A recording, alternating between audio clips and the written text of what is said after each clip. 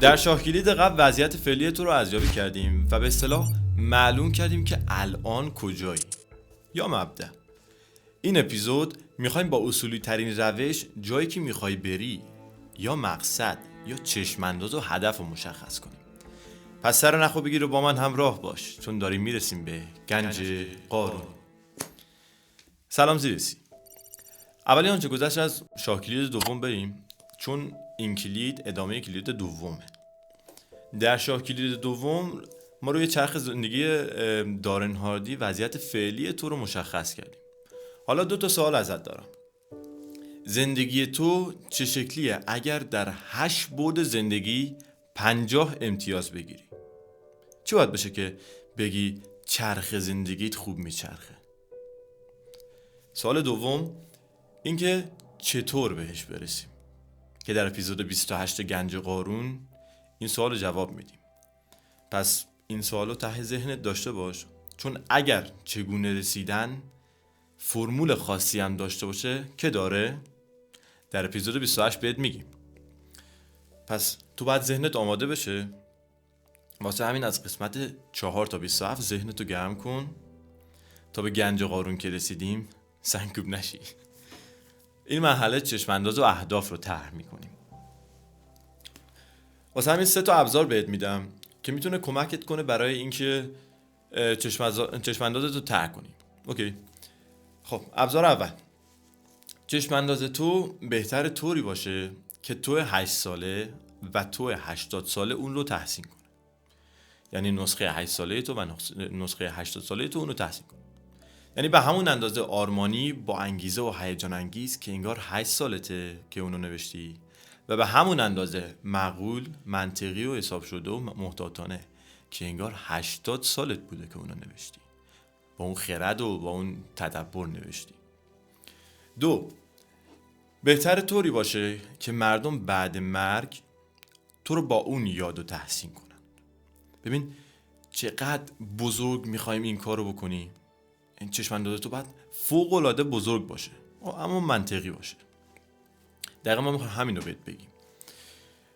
ببین با اینکه تو هنوز زیرسی ولی این ابزار داره تو رو تشویق میکنه به اینکه حتی بعد مرگ هم تو رو با اون یاد کنن. یعنی چی؟ یعنی باید در راستای اصولی که داشتی طرحش کنی. تو شاه کلید دوم اصول و ارزش‌ها رو تو بیهوده ننوشتی. چشمانداز تو باید در راه پایبندی و تحقق همونا باشه. مثلا کتابی راجع به این که انسان باید در پی عزت باشد یا یک خدمت بزرگ بشری، نجات بشر و فقر و مواردی که واقعا تو رو اسم رسمی میکنه. اوکی، که حالا دیگه تو تاریخ ماندگار میشه. یا حداقل اگه اون قدم بزرگ نیست اون چشم اندازه، حداقل تو خانواده خودت فرد معتبر و بزرگی محسوب بشی. ابزار 3، طوری باشه اون چشمانداز که تو رو به اعتبار، عزت و احترام حداکثری از طرف دیگران، خصوصا عالی منصبان و افرادی که دوستشون داری میرسونه. ولی یه نکته بهتون بگم. خیلی شنیدید قطعاً بهترین خودت باش. ولی یه نکته، معیار رسیدن به بهترین نسخه خودت کافی نیست. مثلا تو قدت 1 متر و 60 سانته و اگر به بهترین نسخه خودت هم در بسکتبال تبدیل بشی، باز هم حتی در رده میانه بسکتبالیستا هم محسوب نمیشی. پس همونطور که گفتیم بزرگ اما منطقی چشماندازت رو طرح کن. خب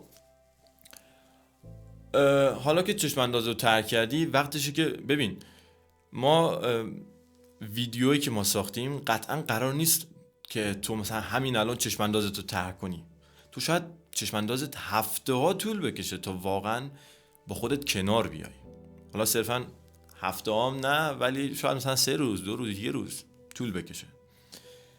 ولی این ویدیو رو ما هرچه کوتاه‌تر و هرچه فشرده‌تر فقط میایم به تو آموزش میدیم که چطور این کار رو بکنی. و حالا تو اگه میخوای دوباره ببینی، اگه میخوای مثلا ریپلی کنی، ویدیو رو بازپخش کنی، اگه میخوای ویدیو رو سیوش کنی که خب تو چنل تلگرام هم ما گذاشتیم، میتونی دانلودش کنی، میتونی برای خودت اونجا دانلود کنی، بخونی، ببینی و حتی برای عزیزانت هم بفرستی. کلا آزادی، فقط منابعش رو ذکر کن که دیگه از کجا گرفتی. خب ما فقط اینجا تو همون 10 دقیقه 15 دقیقه 20 دقیقه که با توییم روش رو میگیم، آموزش رو میدیم، ماهیگیری رو بهت یاد میدیم، خودت بعداً برو بگیر. اوکی، درسته شاید اون ماهی گرفتن طول بکشه یکم، ولی خب ما ترفندش و اون مهارتش رو به تو میگیم دیگه. پس همین دیگه، ما اینجوری مرتبا با هم دیگه مثالا رو پیش میریم. خب حالا به فرض که تو گیری مثلا چشماندازت رو ترک کردی، حالا در راستای اون چشماندازت باید اهداف بلند مدت، میان مدت و کوتاه مدت بنویسی که پیشنهاد شخص خود بنده جدیدترین متد فعلی، یعنی جدیدترین متد فعلی هدف نویسی، یعنی aim smart که خود معنی این کلمه یعنی هوشمندانه نشونه بگی. اوکی، و مخفف 8 کلمه است که قابل قبول، ایدئال، حد متوسط، مشخص، قابل اندازه‌گیری، منطقی، در دسترس و زماندار. خب حالا بیایم رو آیپد بهتون یه چیزی نشون بدم. خب به طور مثال یکی میگه که من میخوام پولدار بشم. خب این خواسته مبهمه. بیایم حالا اینو هدف نویسیش کنیم طبق همین روش این سمارت که گفتیم تا شفافتر بتونیم بهش برسیم. خب مقدار قابل قبول آن چقدر است؟ قابل قبول مثلا می نویسی 500 میلیون تومان، بعد دیگه مثلا قابل قبولش مثلا 500 میلیون تومان. خب حالا مقدار ایدئال آن چقدر است؟ 2 میلیارد، مثلا 2 میلیارد، ایدئالش مثلا 2 میلیارد تومان. بعد میرسیم به حد متوسط آن، یعنی بین قابل قبول و ایدئال حد متوسطش میشه 1 میلیارد تومان. خب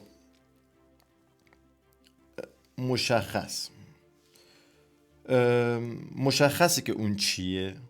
خب یعنی چیستی اون که اون چیه، ماهیت اون چیه.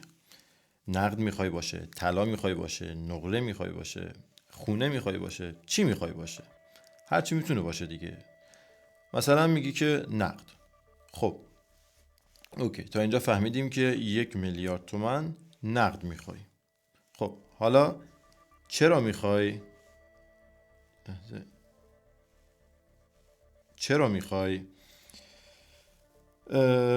مثلا برای رفاه، مثلا برای زندگی بهتر، زندگی آسان‌تر، راحت‌تر.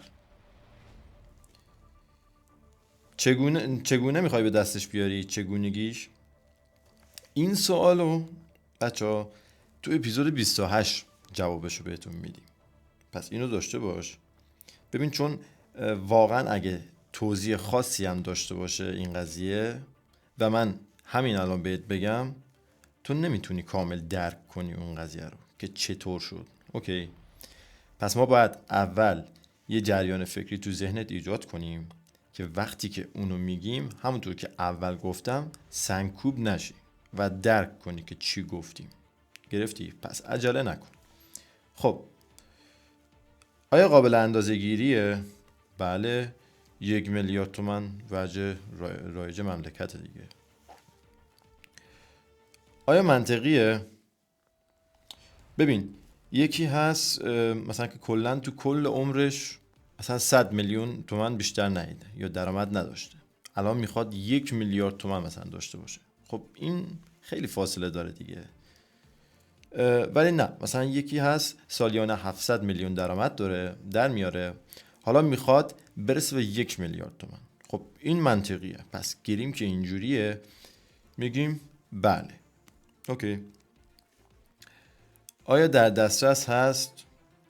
بله، برای منی که 700 بودم حالا میخوام بشم مثلا برسم به 1 میلیارد تومان، آره دیگه در دسترسه. خب زمان رسیدن به اون چقدره؟ میتونیم بگیم مثلا 1 سال بعد. مثلا این سال 700 تا درآمد داشتم، سال بعد میخوام برسم به 1 میلیارد تومان. اوکی. خب حالا اصلاح میکنیم و این جمله‌ای که میگفت من میخوام پولدار بشم و خط میزنیم و این جمله رو جایگزینش میکنیم. من تا اسفند 1404 به درآمد سالیانه 1 میلیارد تومان میرسم. این میشه هدف نویسی. خب حالا چطور بهش برسم؟ خب حالا ما تا اینجای کار طرح چشم‌انداز رو بهتون آموزش دادیم و هدف نویسی رو هم بهتون آموزش دادیم. حالا کلا بیایم مثال بزنیم که چطور یه چشم‌اندازی رو مثال میزنیم و اهدافی که در راستای اون تنظیم شده. اوکی. چشم‌انداز ایدئالمون چی باشه؟ مثلا مالکیت یه برند سطح جهانی در صنعت مد و لباس. خب این چشم‌اندازمونه که اصلا مهم نیست که چند سال بعده. اهدافمون مهمه که زماندار باشه، ولی چشم‌انداز فقط همون ویژن ذهنمونه دیگه. اون تصویری که توی ذهنمون میخوایم بهش برسیم. خب حالا هدف بلند مدت، پرسونال برند موفق و رفتن در لیگ افراد قدرتمند. ببین این کاملا مثاله ها، فقط میخوایم بهتون بگیم که یه چشم‌اندازی نوشتیم، حالا در راستای اون چشم‌انداز هدف بلند مدت، میان مدت و کوتاه مدت داریم. کلا این مثاله. حالا شما میتونید نسبت به اهداف خودتون مثال‌های مختلفی بزنید، نسبت به اهداف خودتون اینا رو بنویسید. خب هدف میان مدت، شناخته شدن و مشتری مداری در بازار ایران. یعنی در بازار ایران اون برند پوشاکم به مثلا سهم بازار خوبی برسه. خب هدف کوتاه مدتمون راه اندازی کسب و کار و پیدا کردن بهترین عرضه کننده واسه اون کار. یعنی ببین مثلا تو این مثال اون آدم صفر هنوز نه پولی از این کار در آورده، نه اصلا کلا این کار رو شروع کرده.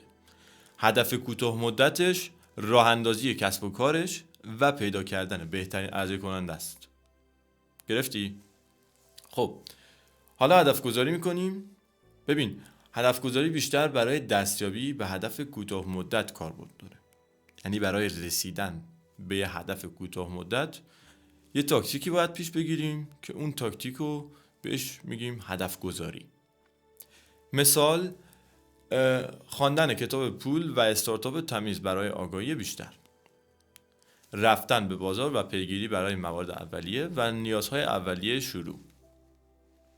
خب یه خورده فکر و تمرکز و حوصله میخواست، قبول دارم، اما یه بار برای همیشه این لطف رو به خودت بکن، نقشه رو طرح کن، چون به قول گفتنی باد موافق برای کشتی که نمیدونه مقصدش کجاست معنی نداره. یعنی بدون هدف نه تنها سردرگمی، بلکه فرصت هم دونه به دونه از جلوی چشمت رد شدن، چون در مسیر تو نبودن و اصلا مسیری نداشتی. و این یک اشتباه بزرگه. قویاً پیشنهاد میکنم قسمت‌های شاه کلید رو ببینی اگه هنوز ندیدی، یعنی هر سه تا. از این به بعد دیگه میافتیم تو سرازیری و کلیدها خیلی کوتاه و جذابن. البته لازمه مطالب پیش رو قطعاً شاه کلیداست. طبق همین آموزه ها تو میتونستی این چند دقیقه رو با اینکه زمان کمیه یه جور دیگه بگذرونی، اما هزینه فرصت رو در این دونستی که بیای و یک قدم به سمت خودت برداری. ما رو به همه مردان زیرسی پیشنهاد کن، یعنی هر مرد زیرسی که میشناسی معرفی کن ما رو بهشون، مخصوصا اونایی که انقدر همستر انگوش کردن که آرتروز لوپ بالا رو گرفتن. این همون همستر رو اینقدر زدن دیگه. قدر خودتو بدون. چاو چاو.